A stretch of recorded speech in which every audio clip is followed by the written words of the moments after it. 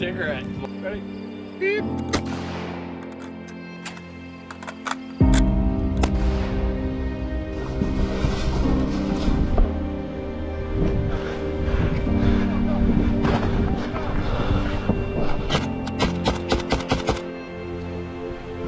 Front line, where the men from 40 Commando fight the insurgents almost every day.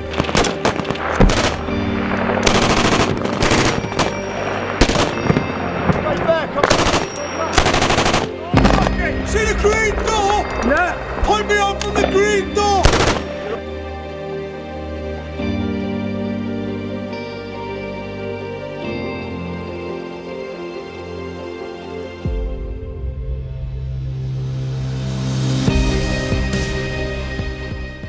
Today we're going to be talking about a very important subject, and it might seem obvious, but it's not.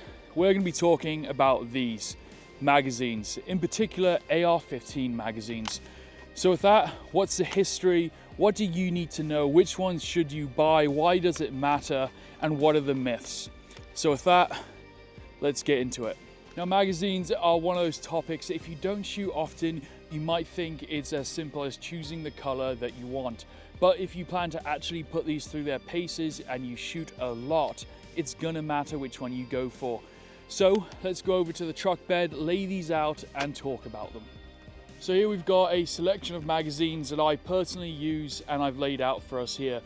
Starting from kind of the oldest and the ones I don't prefer, all the way up to the ones that I believe are the best and I find myself using the most. So with that, let's start looking and talking about these magazines. So to start off, let's talk a little bit about the history of the detachable box magazine, and that's important to understand because it's going to show us just how far we've come and highlight that philosophy that we want to cover on this channel. So the first detachable box magazine concept really came from the short magazine Lee Enfield, the British, during World War I. The idea was a soldier could have 10 rounds that he could detach, change a magazine, but that never took off. Soldiers kind of just used their stripper clips to reload their rifles. During the interwar period, obviously pistols used detachable magazines. You have guns such as the MP-18 for the Germans.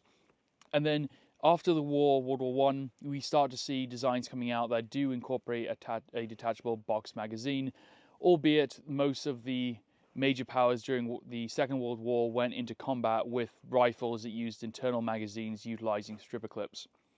But throughout the war, we saw guns that did use external magazines. The Sten gun, the MP-44, the MP-40, many designs, especially the submachine guns, really started to use detachable magazines. And from that spawned the Cold War and the debate of, are these magazines going to be disposable or not? So this is where you see the US GI magazines, and that's going to be the start of our story. So with the introduction of the AK-47, the M16, a lot of soldiers ended up keeping their magazines, but another philosophy that happened was basically, well, soldiers could throw these away, and almost like a beer can, they can just crush them or dispose of them.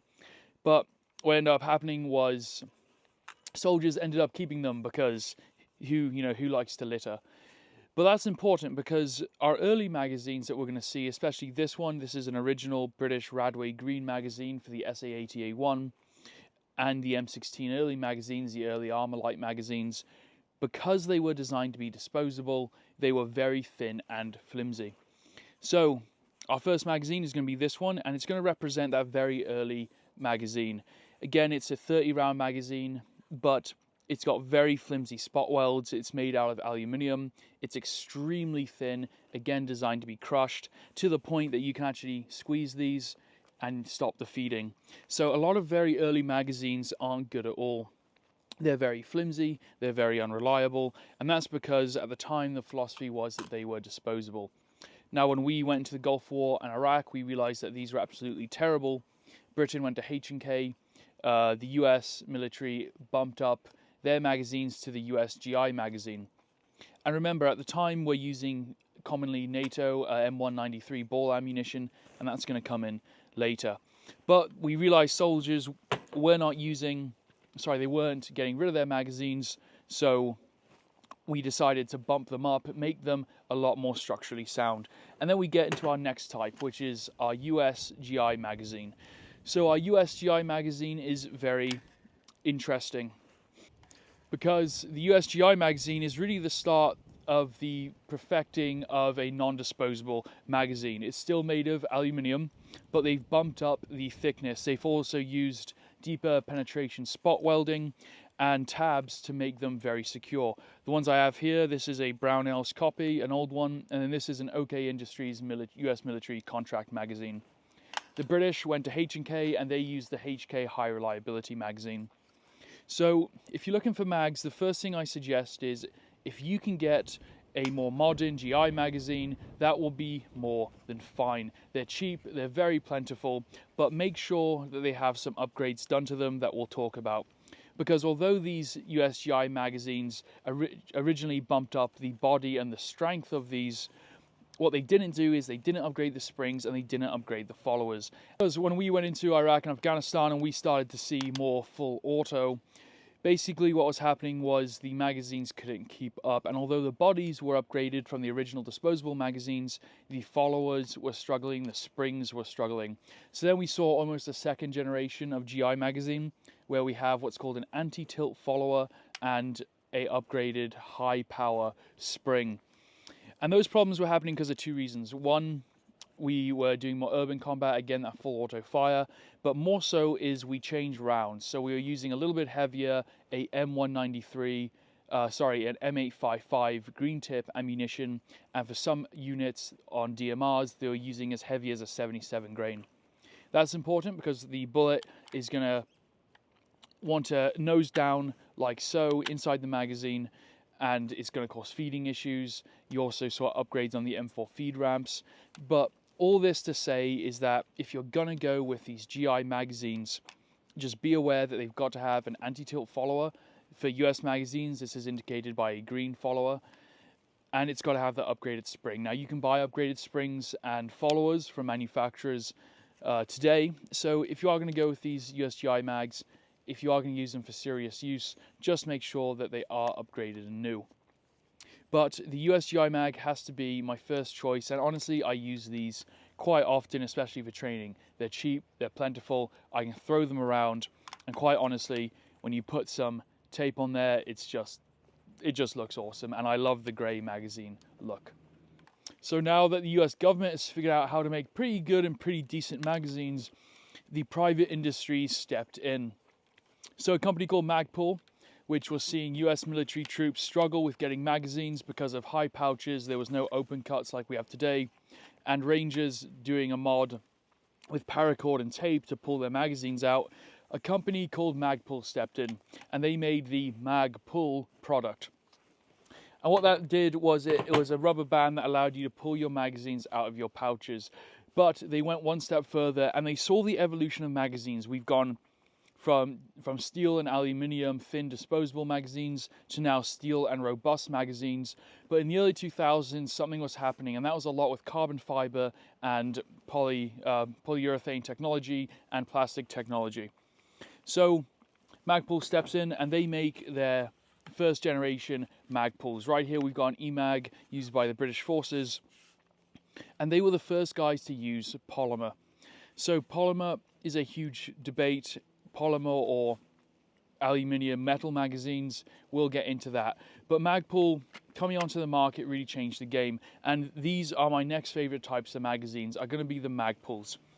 So today we have the Magpul M2s and M3s. There are lots of variants, but if you're buying new magazines, you're commonly going to see the brand new one, which is the M3. You can get non-windowed and windowed versions with a window right here to see how many rounds you have left. Different colors, whichever you want is up to you. But these are fantastic magazines, and along with upgraded USGI magazines are definitely some of my favorites. So what are the features that make a polymer magazine appealed to guys like us? Well, the problem with metal is that it can bend out of specification, meaning that if you drop a magazine or if you bump into something, the feed lips especially can actually get bumped. And when these feed lips get bumped and knocked around, it's going to change the path of trajectory that bullet is stripped off into the chamber. And that can cause a jam, a misfeed, or a double feed. The beauty of polymer is that it doesn't bloody move.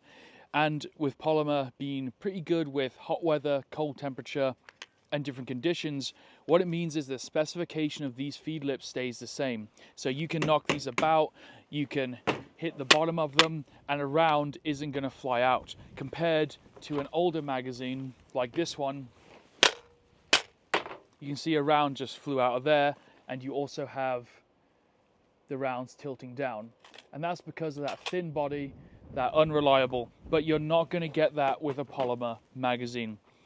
So because it keeps its structure really well, it makes them extremely reliable. They're great for feeding, but the downsides, well, one other thing I'll add is when they do break, they crack and they have big chunks taken off of them. So you can clearly see that a polymer magazine is indeed broken. Whereas with a metal magazine, this lip could be bent 1/4 of a millimeter out of spec, and you're not going to know about it until it's in your rifle and it's failing. What makes it worse is it might work sometimes, it might work not sometimes. It may work in one rifle, it might not work in another. So you've got to look after and inspect your metal magazines. Whereas with polymer, if they're broken, you're going to see it, it's going to be obvious. Some downsides to polymer are going to be that they can actually crack across this spine. Now, although metal can bend, that is also a good thing, because it means that if it's bent, you can bend it back. When a polymer magazine dies, it's done. It has to be replaced. But again, I think the 3rd generation PMag does a phenomenal job. And honestly, everyone should have them. In fact, primarily, I do run these PMags in my equipment. I do about an 80% PMag and 20% metal mag. And I'll get into the philosophy of why that is later. But when it comes to PMags, you can't go wrong. The other nice thing about the polymer PMags is they accept spray paint very nicely. So if you want to cam up your magazines for whatever environment it is, they're cheap, they're plentiful, you can paint as many as you want. My plan this winter is to paint some of these white, just to change stuff up, and when it's snowing out, I can grab different colored magazines for different environments. Whereas with metal, you've got to sandblast them, they're a lot harder to paint, and I find just using some strips of tape complements them very nicely. When it does come to the Magpul PMags, I will say is avoid the older generations, just buy brand new. Again, this older EMAG is more for display and the LE5 project than anything else. I would not be running older PMags in my gear because polymer, unlike metal, does degrade a little bit quicker, especially when exposed to stuff like UV, hot, cold, hot, cold. So if your mags are a few years old, 5 or more years, just replace them or put them in a bin that says training, and then you can drop these on concrete, go crazy.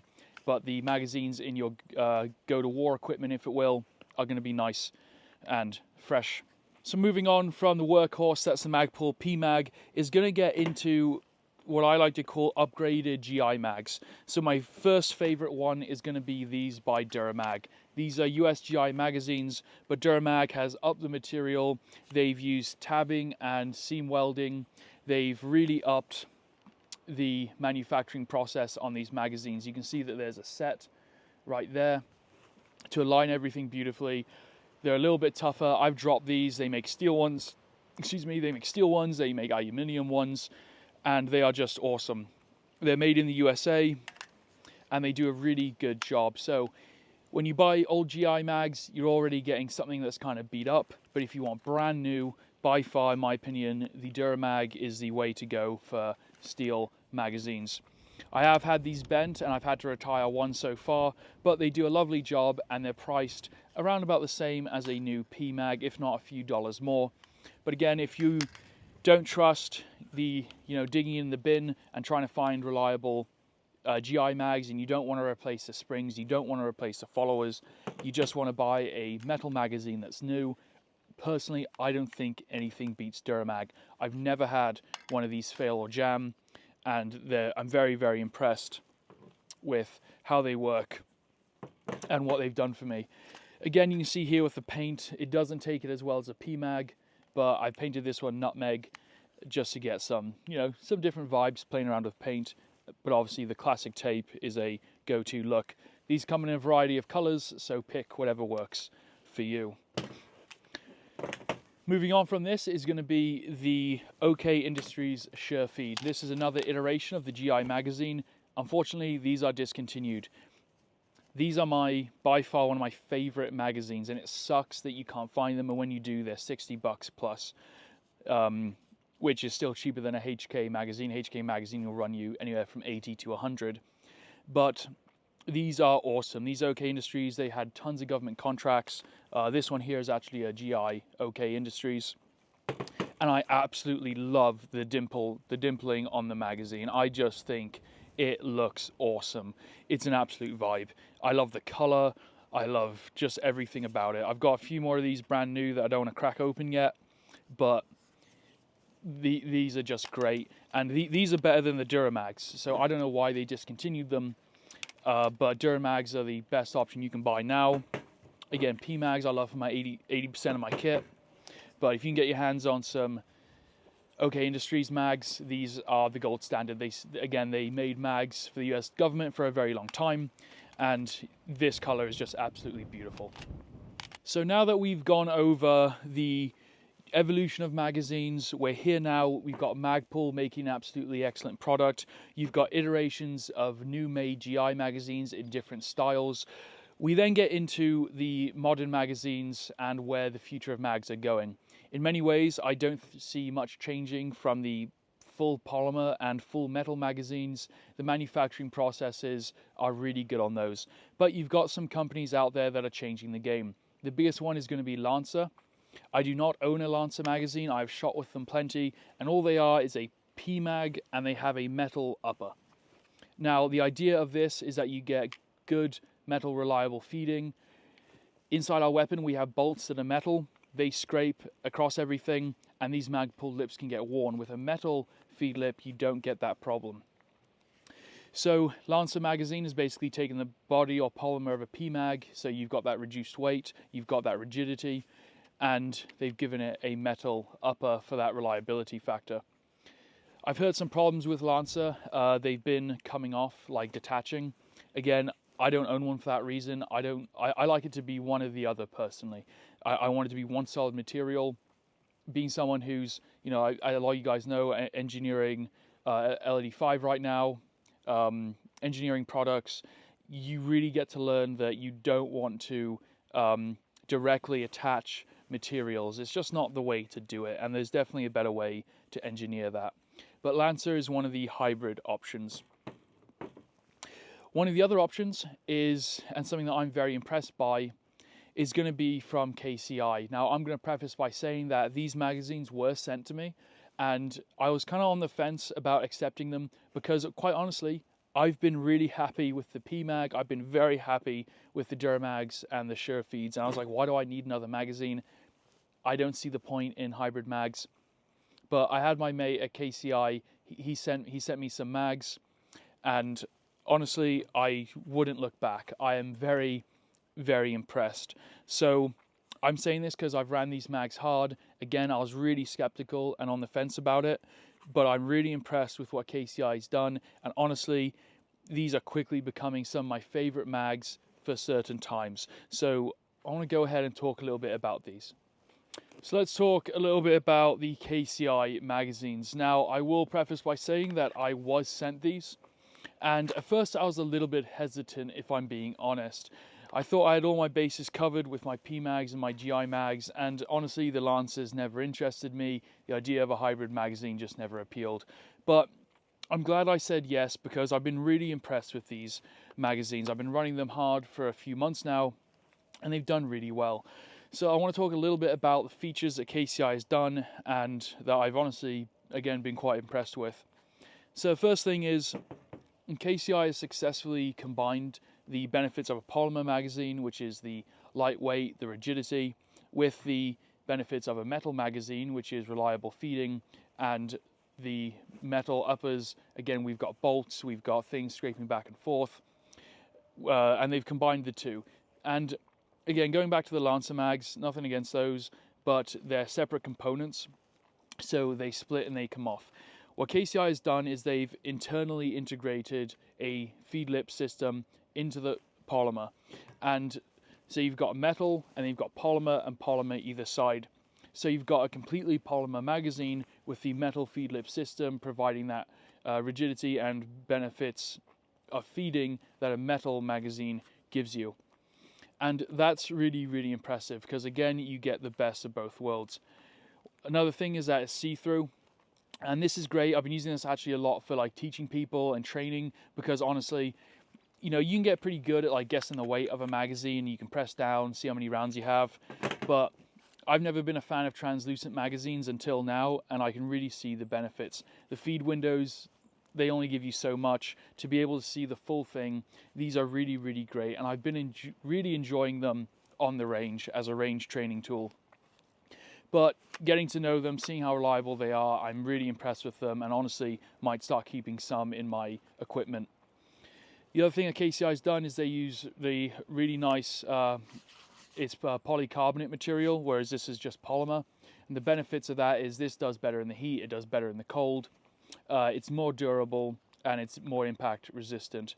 So that in combination with the metal feed lips, you get a really nice, reliable magazine. It's got the stainless steel high tension spring, again just adding to that reliability. And you know what, guys, like the one thing I'll say is, I am really impressed with these. I'm definitely going to be buying some more. But at one point Magpul was brand new, and KCI, I think these are made, they're made in Korea. People have a thing for US made stuff, but I would definitely give these a go. At least pick up one or two. I really do recommend them. You'll be impressed, because just like Magpul, at some point, every company was brand new. I'm starting, a company where we're going to be manufacturing some items for the industry, and I honestly hope that when people innovate, they deserve a fair shot. So personally, I'm glad that I did say yes to testing and checking these out, and I'm very impressed. And I think that it's a great way to summarize where we are now with magazine technology. Is you've got a company, they've tried to, you've got companies that have attempted to mix these two magazines, and KCI has done that beautifully. So there you have it, guys. We've gone through, you've got your polymer magazines. Again, still love my PMags. You've got modernized versions of the USGI magazines. Absolutely love these. And you've got hybrid versions that have really perfected the benefits of both worlds. So now that we've looked at all the magazines, guys, let's go over some of the myths that you might face or people talk about when it comes to storing these magazines and using them, or the benefits of metal versus polymer. So when it comes to some of the myths about magazines, one of the most common myths that I hear is you can't keep your magazines fully loaded, and that's to do with springs. So this is an old myth that came from magazines that, again, were the disposable type that we looked at earlier. Modern spring technology is extremely good, and you can keep your magazines fully loaded. In fact, I keep all my mags fully loaded. So a spring compression, or the life of a spring, is based upon one entire compression to one entire extension. So if you load a magazine, you're compressing that spring all the way down. That is one compression. There is no like it stays there and it, magically gets weaker. It is one compression. Again, like now that I'm designed a rifle, designing components, really starting to understand engineering in detail.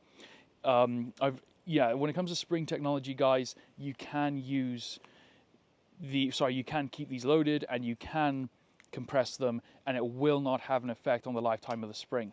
What does matter is how many compression cycles it goes through. So the more you use your magazines, yes, it's life of the mag, but to be quite honest, you'll probably bend them, or they'll probably break the bodies before that spring has a problem. So if it's a modern spring, you're buying a new magazine, you're good to go. If it's an older GI mag with original springs, yeah, you might want to replace it. Now, so there you have it. You can keep your mags fully loaded. There's one myth out the way. But now comes to our next point. Should you keep your magazines fully loaded, or can you? Well, fun fact, you can with metal magazines. So because of the metal feed lips on mags, you can keep these loaded for as long as you want. These metal feed lips on metal magazines, when you've got one round pushing up, are going to stay in the same place. The problem with polymer magazines is you cannot keep these fully loaded all the time. you have one round pushing up on that feed lip. And what's happening is that pressure is getting directed towards one direction. And because of the way that these are injected molded, you have a seam. Because of this seam, what's going to happen is forces are being applied on this side, not the opposite side. And these magazines will split.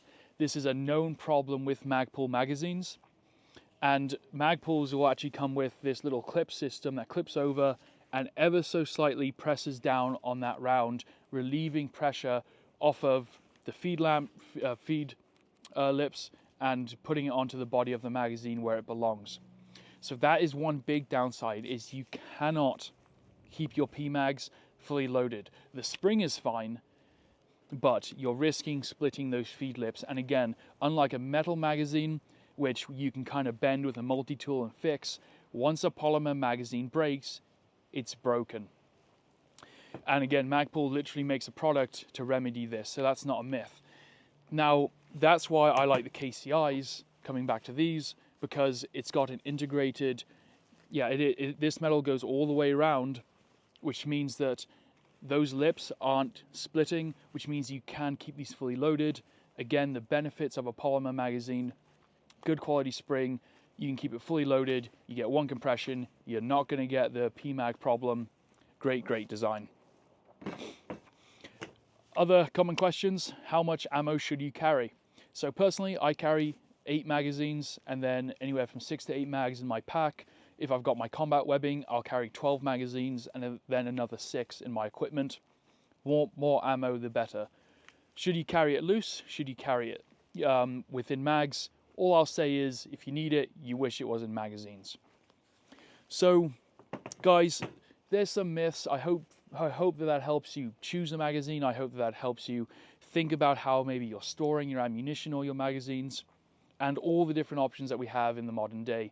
From the GI mags that might need a spring replacement, to our reliable P mags that are plentiful, to new made GI mags that are perfected, all the way up to modern hybrids. Guys, I want to thank you again for watching. I really want to thank you for the community support. The channel is continuing to grow, and I'd love to keep that momentum because we have so much good information that we want to get out to you guys. I want to thank you for your time. Again, it really means a lot. I've got a channel logo that will be dropping very soon, but it's not only a logo for the channel, it's not for me, it's for you guys. It's going to be a reflection of what this channel stands for, what the community stands for, and I'm really excited to show you all. Guys, as always, in the comment section, what are your favorite magazines? What do you like to run? Let me know your opinions. How do you store your magazines? Have you found any trends with any of these? Do you love them? Do you hate them? Share your comments, share your ideas, and share your experience for everyone so we can make the comment section a place of learning. Guys, as always, thank you for your time. Thank you for everything. As always, look after your mates, look after each other, and I'll see you on the next one. So for closing thoughts today, be like a magazine for your friends and family. Be reliable. If someone depends on you, make sure that you show up and you can be reliable. If you say something, be a man of your word or woman of your word and be reliable. You know, be a magazine for the people in your life. Be reliable.